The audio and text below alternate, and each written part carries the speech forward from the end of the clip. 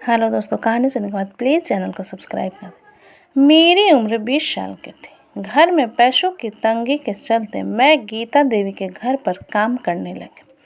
मैं बड़ी मेहनत से उनके घर का सारा काम करती थी। उनके घर में जितने लोग उतनी ही फरमाइश। सुबह से ही मेरे नाम आदेशों की लाइन लगनी शुरू हो जाती थी। फिर भी मैं खुशी खुशी सबकी फरमाइश पूरी कर देती थी। मैंने भी जैसे अपने 2 पैरों में 10 पहिए लगा रखे हों। मेरी सेवा से घर का हर सदस्य संतुष्ट था। गीता देवी का परिवार मेरी सेवा और ईमानदारी को स्वीकार भी करता था।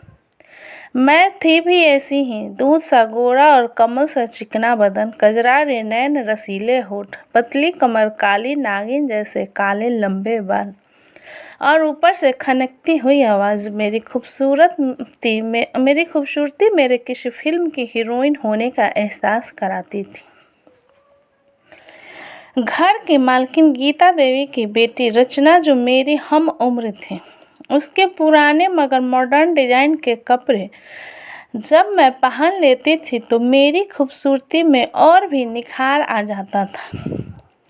गीता देवी का बेटा अजय तो मुझ पर लट्टू था। हमेशा मेरे आसपास डोलते रहने की कोशिश करता रहता था। मैं भी मन ही मन उसे चाहने लगी थी। अब तक हम दोनों में से किसी ने भी अपने मन की बात एक दूसरे से जाहिर नहीं की थी।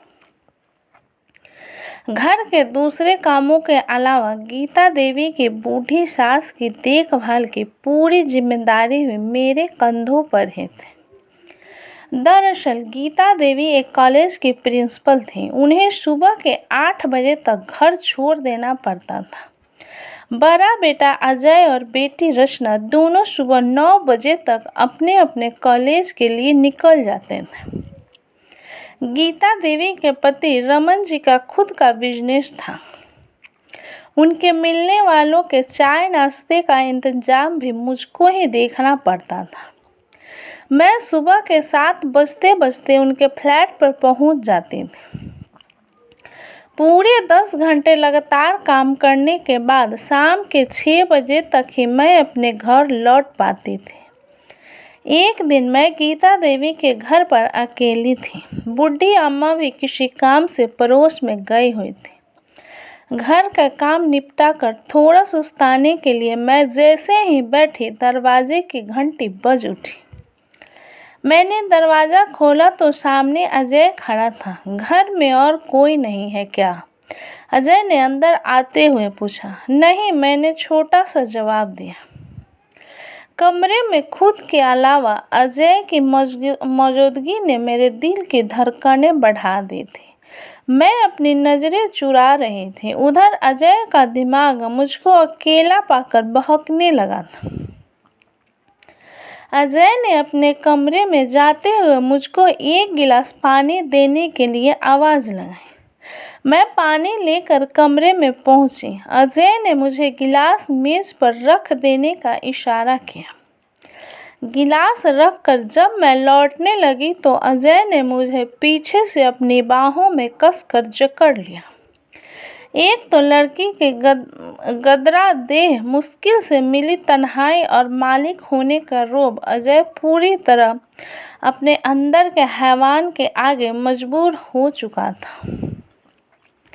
ये आप क्या कर रहे हैं साहब? मैं बुरी तरह डरी हुई थी। वही जो तुम चाहती हो। तुम्हें तो फिल्मों की हीरोइन होना चाहिए था। किन कंगाल के घर पैदा हो गई हो तुम? कोई बात नहीं, तुम तो किसी बड़े घर की बहू बनने के लायक हो मेरी जान। मैं तुम्हें बहुत प्यार करता हूँ। मैं तुमसे शादी करना चाहता हूँ। फिर अजय ने मुझे बिस्तर पर गिरा दिया और मेरे जिस्म पर सवार होने लगा। मुझ पर ताकत का इस्तेमाल करते हुए अजय बड़ी बेशर्मी से बोला, पहले अपनी जवानी का मजा चखाओ, फिर मैं तुम्हें अपने परिवार की बहू बनाता हूँ।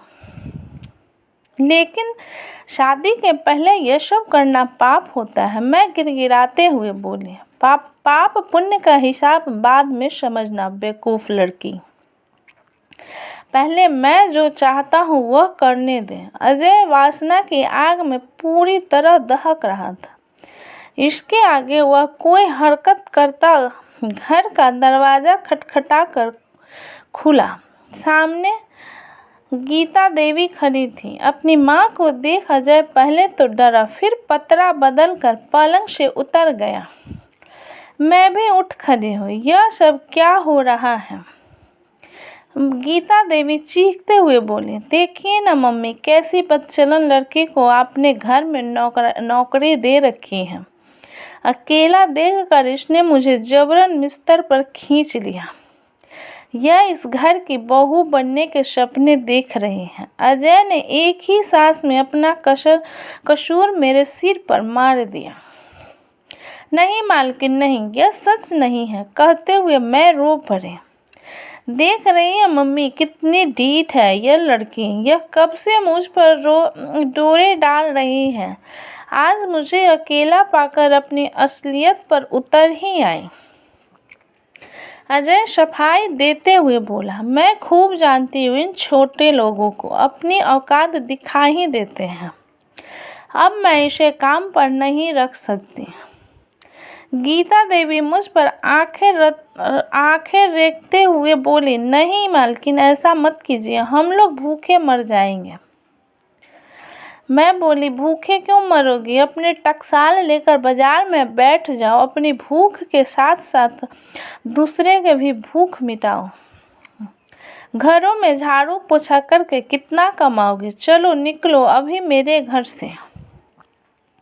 मेरे बेटे पर लाछन लगाती है, गीता देवी बेरुखी से बोले। मैं हैरान सी सब सुनती देखती रही। मेरा सिर चकराने लगा। कुछ देर में जाकर मैं संभली और बिना उनकी तरफ देखे दरवाजे से बाहर निकल गए। घर आकर मैंने रोते रोते सारी दास्तान अपनी माँ को सुनाई। मेरी माँ हैरान रह गई। माँ, इसमें मेरी कोई गलती नहीं है। यह सच है कि मैं मन ही मन अजय बाबू को चाहने लगी थी, पर इन सब बातों के लिए कभी तैयार नहीं थी। वह तो ऐन वक्त पर मालकिन आ गई और मैं बर्बाद होने से बच गई। मुझे माफ़ कर दो माँ। मैं रोने लगी। माँ ने मुझको खींचकर गले से लगा लिया। मैं काफ़ी देर तक माँ से लिपट कर रोती रही। रो लेने के बाद मेरा जी हल्का हो गया। मैं लूटते लूटते बची थी। इसके लिए मैं मन ही मन गीता देवी को धन्यवाद भी दे रही थी।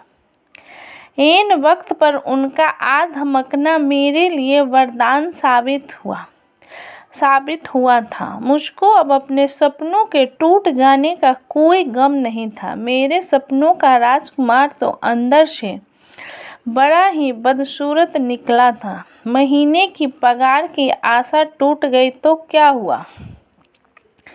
इज्जत का कोहिनूर तो बच गया। वह अगर लौट जाता तो किस दुकान पर वापस मिलता? इतना कहकर मेरी माँ ने इत्मीनान की एक लंबी सांस ली। कुछ खोते खोते बहुत कुछ बच जाने का संतोष मेरे चेहरे पर भी दिखने लगा था। तो दोस्तों, आपको यह कहानी कैसी लगी हमें कमेंट करके ज़रूर बताइए। हमारी कहानी अच्छी लगी तो प्लीज़ लाइक करें, सब्सक्राइब करें एंड शेयर करें। कहानी अच्छी लगे तो मेरे चैनल को सब्सक्राइब कर दें। अपना कीमती समय देने के लिए धन्यवाद।